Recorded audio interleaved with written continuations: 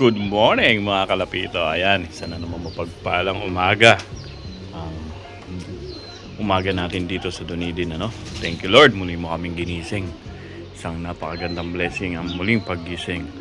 So ayan, pakita natin yung weather muna. Ayan, maulimlim. Parang ayokong magpa-low fly. Kasi bukas basketing na namin for Umaru lap or second lap ng aming all bird season na. So ayan, medyo may nabuo tayong box perch. Lalagyan natin bawat side, no. So enough pa rin naman to. Ayan, enough. I think it's still enough para makabuo pa na isang ganyan, ano. So ayan, nabuo na natin. So ayun, kung makikita nyo, merong nasa labas, makulit ayaw pumasok. Pinabayaan na nga pumasok kung saan saan Ngayon ayaw. Ayan, no, si Blackjack. Tapos meron ng itlog kahapon, yung ating number 1 na breeder. Ayun, nasa lapag. Pakita ko. Sorry, linis tayo kahapon ng lop. Yan, ng itlog. Yan.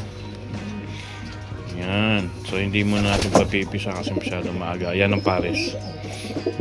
Yabang, no? Si 157 siguro to. Alright.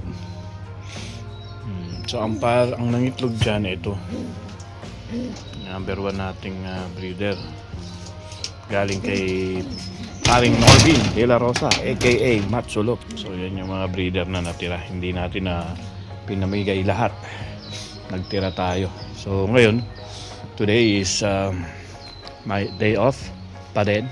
2 days off kasi tayo, no? Ang plano ko is after ko maihatid yung tatlo, natid ko na yung si Mrs. kaninang 7:20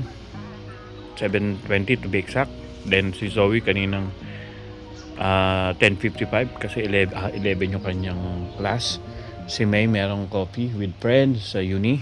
So pagkahatid ko kay May ng 12:50, uwi naman si Zoe. So ayan, then mamaya ulit mga bandang alas 3 or 4 tayo magsusundo para kay Mrs. naman, si Ninya, pauwi. Pwede sumabay na si May dun para isang puntahan na lang, ano. Anyway, ayan mga tol, papakainin ko muna sila. Then bukas basketing na natin ng second lap ng Umaru. So hopefully nag-improve ang kanilang mga trappings pagkatapos natin silang gutumin, ano. So iniisip ko kung magpapaloplay pa, kung hindi na kasi baka tumambay lang na naman nagtatambay sila alright. So ang gagawin ko now is pakainin tsaka continue yung paglilinis din para mawala na yan. Masakit sa mata ni Mrs. yan tayo.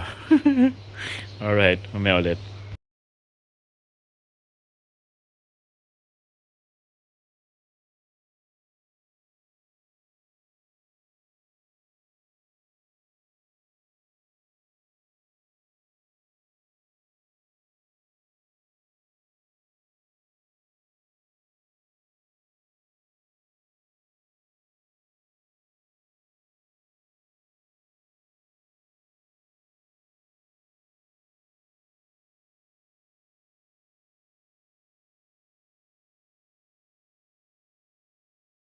Oh, good mga kalapiro, I'm back. Kanina pa tapos yung pagbabasket natin, no? So ang binasket natin is 11 hen, 11 cock. So 22 in all. Yan. So ang natira lang dito sa loft natin ay yung breeder natin na 3 hen at saka yung isang pinakabata. Hindi ko sinama muna yan. So mukhang makakauwi naman yan, yung pinakabata yan, Mili. Tapos ito yung ating breeder Timaru, nasa 200 kilometers away from here. So bukas medyo maulan, so hopefully tumila para makauwi. Mag-isa lang doon yung isang kak natin, ano.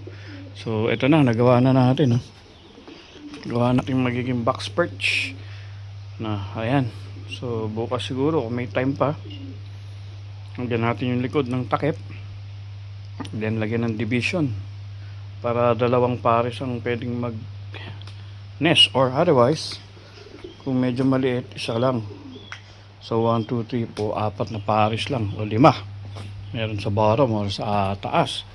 Anyway, Ganito na lang muna mga kalapito. Bukas i-update ko kayo. Set up natin yung clock natin para bukas. And then hopefully bago ako umalis papuntang work, dumating yung mga kalapati natin or yung mga alaga natin. Kasi ano yan, sabi nung presidente nasa mga 2.5 hours ang lipadan yan. Ganyang kalayo, mga 200 kilometers away from my loft. So hopefully walang madisgrasya sa lahat ng ibon, kahit dun sa kasama ko sa club, sana makauwi lahat ng ibon namin, ano. So para masaya ulit. Alright, so update ko kayo bukas. Bye.